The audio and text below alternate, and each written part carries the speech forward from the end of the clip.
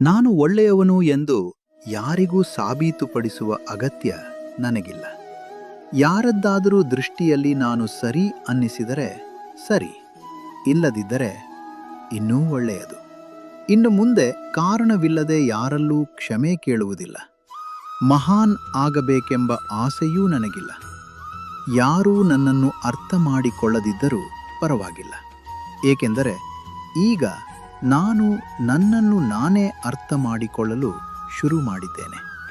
ನನಗೆ ಈಗ ಸಭೆ ಸಮಾರಂಭಗಳ ಆಸೆ ಇಲ್ಲ.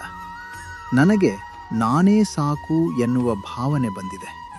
ಜನರಿಗೆ ನಾನು ಏನೇ ಮಾಡಿದರೂ ತಪ್ಪೇ ಕಾಣುತ್ತದೆ. ಆದ್ದರಿಂದ ಈಗ ನಾನು ನನಗೆ ಸರಿಯಾದದ್ದು ಮತ್ತು ನನಗೆ ಇಷ್ಟವಾದದ್ದನ್ನೇ ಮಾಡಲು ಕಲಿಯುತ್ತಿದ್ದೇನೆ.